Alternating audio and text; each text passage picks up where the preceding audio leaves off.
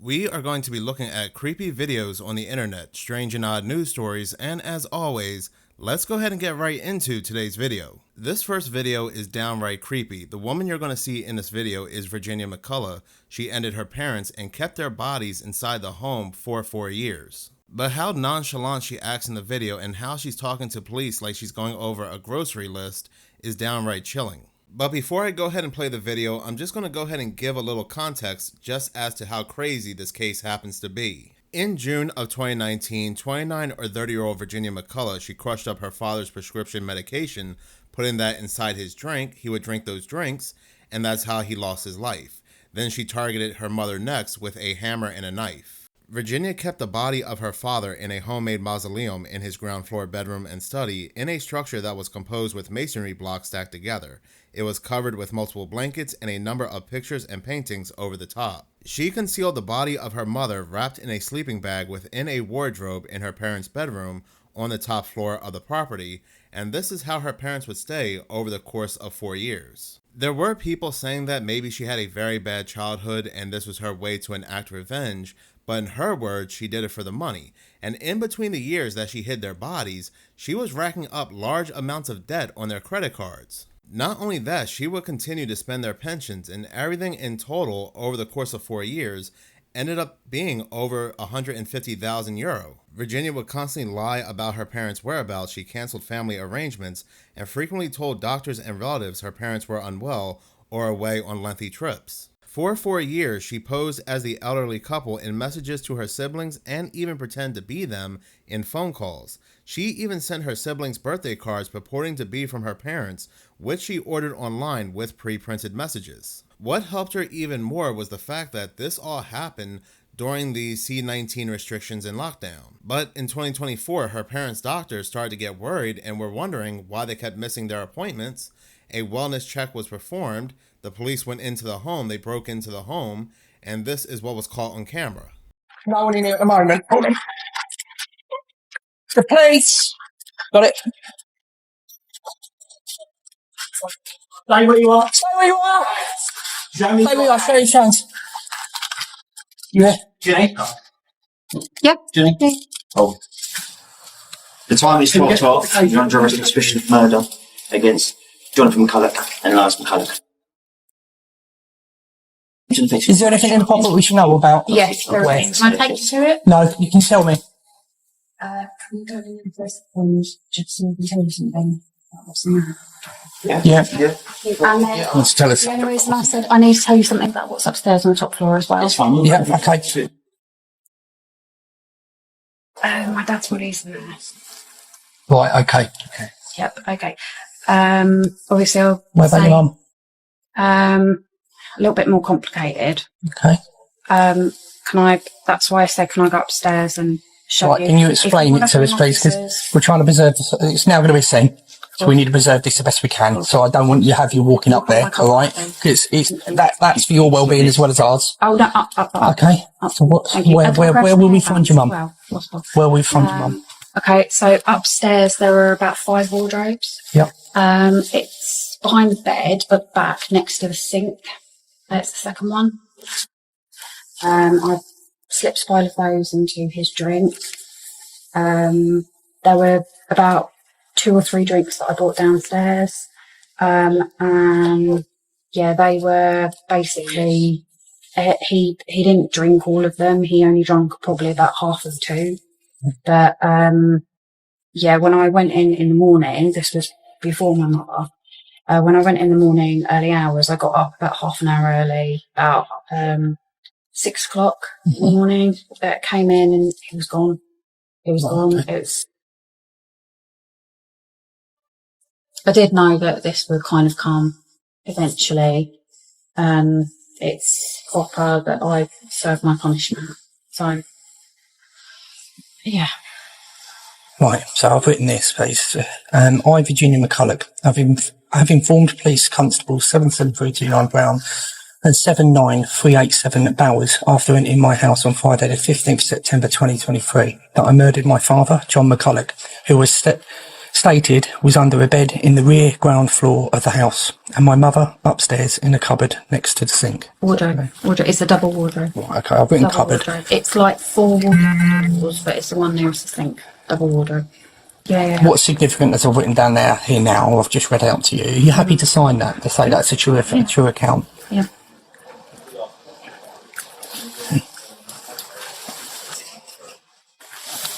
Cheer up, at least you caught the bad guy. I've I know, I woken don't up seem... today and done my job. No. I know I don't seem Not a lot. 100% evil, but we all... Yeah, I'm not going to comment on anything. It's not my job to comment on it, okay? Because I've got to be impartial with everything, okay? So I'm not going to give any comments.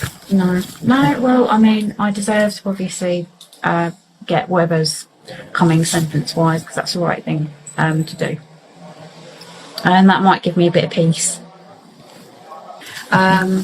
Also in the handbag as well, there's, and again, because you're probably going to need to know about it, there's a card in there, card one money. And that's a bank card where there's a lot of transactions that have taken place over the last few years for the money that pertains to my parents. Kitchen knife. There's a hammer. I know, but I'm trying to help so you find everything. It's in the middle underneath the stairs. It will still have blood on it. It's rusted, but it will still have blood traces on it. Virginia McCulla was sentenced to life in prison and won't be eligible for parole for 36 years. In this next creepy video, this woman happened to notice something very unusual on the woman's restroom door at this gas station, and this was outside of the...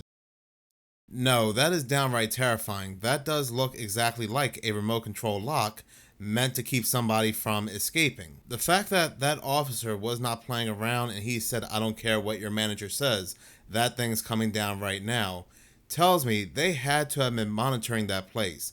They had to have known that something is not right about that location, and I wonder how many people go missing around that location. So this convenience store is located in Bryan, Texas, and it does say that Bryan, Texas is the county seat of Brazos County. There was a news report that came out back in 2024 that 75% of missing persons in Brazos Valley are children, and the cases are rising.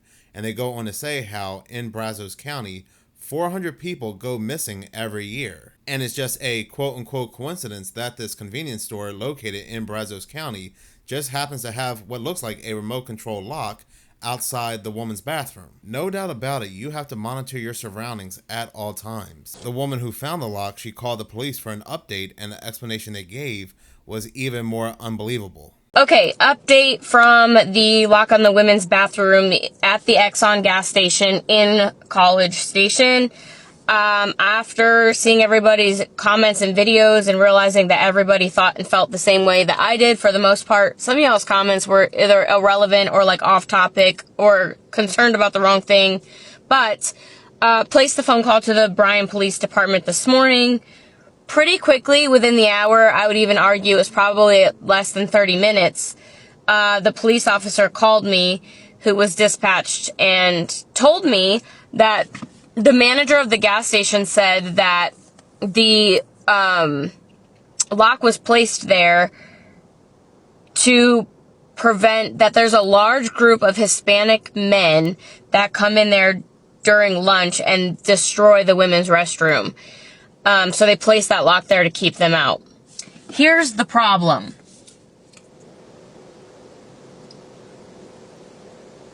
You can unlock it from the outside.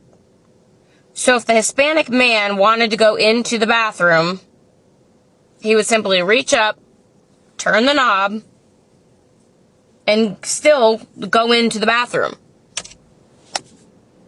So my question is, okay, if that's truly the purpose, why isn't it on the inside of the restroom where you have the remote control and could lock it, and then they could not get into the bathroom?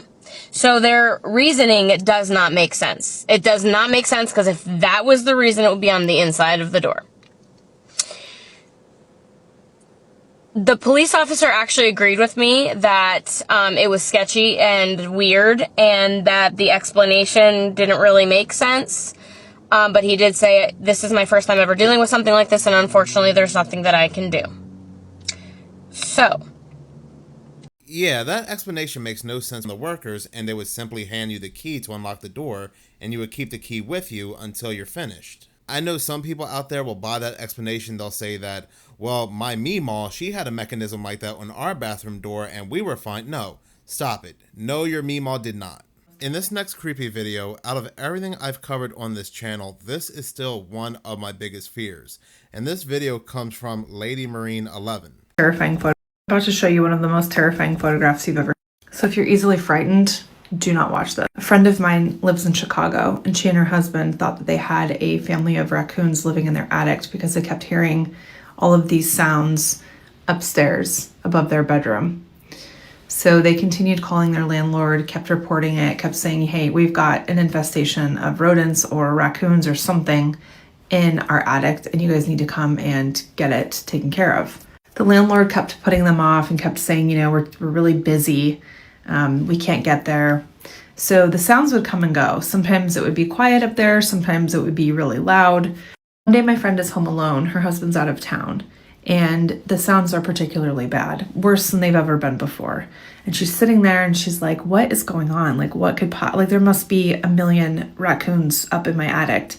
And so she decides to pull the access stairs down from the ceiling, and she's too frightened to go all the way up into the attic because the light that's up there is a cord light and it's a little ways, so she doesn't want to go into the attic, thinking it might be unsafe. So she just crawls up 4 or 5 stairs and just sticks her arm up into the attic and just snaps a photograph. She pulls her phone down to see what's actually living there. Warning. This is what is on her phone screen, staring back at her. He was 7 feet away from her when she took this picture. And mind you, she was home alone. So, yeah. She called the police. She reported it. The police came. They found him. They also found a bunch of, you can't really see it, but right here, there's like a pile of her husband's clothes. He had been going into their house while they were out and taking things, personal effects, articles of clothing, toiletry items. So he had been there for a while. People are saying just how creepy this guy looks, but to me, man, woman doesn't matter. The thought of somebody walking around your home, residing in your home, and you're not aware, that is scary. There have been very creepy cases of people falling asleep in their bed. Somebody that's hiding inside their house will walk into their bedroom, walk right next to their bed and watch them sleep, and then continue hiding in the house. That is a big nope for me. This next creepy video comes from the Supernatural Sleuth on TikTok, and he's going to tell why he does not use Ouija boards anymore. You haven't heard the story of why I quit playing with Ouija boards? Listen to this. When I was a teenager, 13 or 14, my cousins and I used to make Ouija boards. And like most people, nothing ever happened, or it would work, but we always accused each other of moving the planchet. That all changed one day when I stayed all night. Earlier in the day, we had made a Ouija board like we typically did out of an old piece of a cardboard box. And we had used it off and on all day, and it would, allegedly or supposedly work. We were talking to spirits and they were spelling out names and yes and no, but nothing scary. I don't really think we ever truly believed it was working, but we would later that night. Probably around 10 p.m. we had went to his bedroom. We sat down on the bed, turned out the lights, and lit a candle. We began talking to a spirit who called himself Aaron. Aaron said he was a 6-year-old little boy who had passed away in the 1920s, but he was now in heaven, and he was a really good spirit. We just thought it was cool, nothing creepy about it, no weird responses. But after a little bit of time, the answers began to change. Something just felt off. He and I spoke amongst ourselves saying, I wonder if we're talking to Aaron because, something seems a little bit different. I asked the question, are we still talking to Aaron? And the planchette went to no. In that moment, you could feel the whole atmosphere change. The temperature of the room seemed to get colder. It didn't feel right. I dreaded asking the question, but I did. I said, If we're not talking to Aaron, who are we talking to? What happened next, to this day, still sends chills down my spine. The planchette went to G-O-D, God. We both knew in that instant that we were not talking to God. And I'm sure my chin had dropped just as much as my cousin's, because in that moment we got up, we burned this Ouija board, and that's the last time I ever touched them. There are some people out there that believe that Ouija boards are fake, that nothing will happen if you use them, and that's fine. Everybody has their own beliefs, but me personally, I believe they are a conduit. I do believe that if you put your energy into something and you believe you're talking to something, you can open up a gateway. And that is how I feel about these AI chatbots. I feel like these AI chatbots are a modern day Ouija board. For some people, talking to these AI chatbots have become a real addiction. They believe they're talking to either a real person or something else altogether. In some of these cases, and it's been documented, that these people fall in love with these AI chatbots. These AI chatbots will ask them to end themselves, and they do. At the end of the day, I don't tell anybody what to do on any of my channels, but I don't talk to any of these AI chatbots. Some people may say that, well, that's because you hate technology or you don't understand it, and that's farthest from the truth. I just don't feel like I have to talk to an AI and become friends with it. This next creepy video comes from Tiff's Ghost Talk on TikTok. This is a story I swear I would never tell or talk about again, but my mom really wants me to tell it, so here we go. When I was in 5th grade, a new girl came to our school, and I didn't know her at all, but my mom and dad knew her mom and dad. They wanted me to hang out with her. Well, she was in 6th grade. She was a year older than me, and she had 2 younger sisters, and she was there 2 weeks or something like that, and they set up a slumber party sleepover thing or whatever. I get over to her house, but first let me add, okay, her house was out in the middle of nowhere, and it was a log cabin that her dad had built, and it was this 2-story lofty type cabin thing, and her parents were upstairs, but her dad had made in the girls' room built-in bunk beds in the wall, so they were 3 high, right? And the little sister was going to sleep in the floor, and I was going to sleep in the middle, right? So you had to climb the ladder on the outside of the beds and then climb into the bed, which I thought was cool. I was fine with it. But immediately when I got to the house that day, it was heavy, and it kind of felt like something was like the air was thick or something. So she kept acting weird the whole time that I was there, and she would look to the left and right and back and forth, and I'm like, what are you looking at? And she's like, oh, nothing. And then the little sister goes, she sees this woman. Ghosts weren't new to me, but I knew this didn't feel like a ghost. It felt like something else, right? I would see this dark shadow show up and then go away, and then around the corner I saw these fingers come around the edge and then go like this, around the door frame, but they weren't regular fingers. They were these really elongated black, and the nails weren't pointy. They were longer, but they looked like they had been digging in something. They were a brown dirt. This was scary, whatever it was, right? So I'm already planning my escape. I'm already okay, I'm gonna wait till bedtime, and I'm gonna call my mom, and I'm gonna say I'm sick or something, so she has to come and get me. We were out there, I said, in the middle of nowhere, and then her dad was oh man, the phones are messed up again, and he comes in for dinner, and I'm like, what do you mean? What do you mean the phones are messed up? So this was 91, 92, I guess, something like that. And he's like, yeah, they get down sometimes. And I'm like, well, what if I need to go home? And he said, well, I'll take you home. It's fine. It's fine if you need to go home. And I'm like, oh my God, I'm stuck out here, right?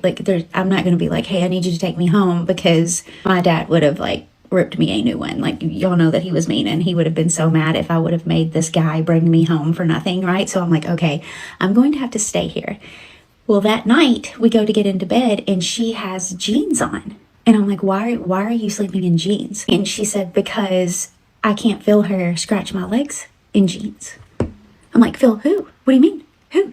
The little sister goes, the woman, the girl that she sees scratches her legs at night. And I'm like, oh my God. Oh my God, what do you mean? Well, is she going to try to scratch my legs? And she said, no, because you're in the middle bunk, she only gets mine. And I'm like, you've got to be kidding me, right? You've got to be kidding me. Well, we play games, we do whatever, and the whole time I'm like, oh my God, I'm going to see this woman. I've already seen her hands. What am I going to do? And climb up, we go to get in bed. I'm not tired at all, not at all. And all I can think about is this woman, right? Why is my friend in jeans to keep from feeling her hands? Like, what is going to happen? And under the bottom bed, there was like a nook thing, you know, for like storage or whatever. So something could get under that. And I'm like, oh, you know, so I climb up this ladder thing. I'm getting like sweaty just talking. I'm getting like red just talking about it. That was horrible. I climb up the ladder. I get in the middle bunk. So I'm trapped. It felt like I was in a coffin or something, you know, because the bed was above me and there was a bed below me. So I'm in this box in the wall and I'm like, I can't. I was having like a panic attack. I'm like, oh my God, I can't sleep in here. They had it total darkness, no noise, no anything but fear, right? The only thing I could hear was like my heart slamming in my chest and like my ears were like, womp, womp, womp. You know, I'm like, oh my God. Then I hear like the bottom bunk, like creak, you know, what's happening down there. And instead of just like not looking, like curiosity, you know, got the best of me. So I lean over, y'all, and this thing is like leaned over her. It's not in the bed with her, but it's like if it was kneeling beside her, and it's just going like dragging down her jeans. It sounded like that, you know, like dragging down jeans. So I'm looking down at this thing, hearing this, and then I look at my friend, and my friend's just like that. She goes, shh. So I freeze, right? So this goes on for a long time. It was me still peeking over the side, like looking, and you hear like, and then she just stops and then like retreats and sucks back under that bottom bunk. Turns out they had a Ouija board in that nook underneath the bed that she had made, a homemade Ouija board underneath the bed. Horrible, horrible. I have never been so scared in my life. Let's just say I made it through the night. First thing in the morning, I was like, I'm ready to go. Because my mom wasn't supposed to come get me till like noon. This was like 9 o'clock. And he's like, are you sure? And I was like, yeah, I don't feel too good. Can you just take me home? I didn't care at that point what my dad said or did. I wanted to get the hell out of that log cabin in the woods. So he takes me home.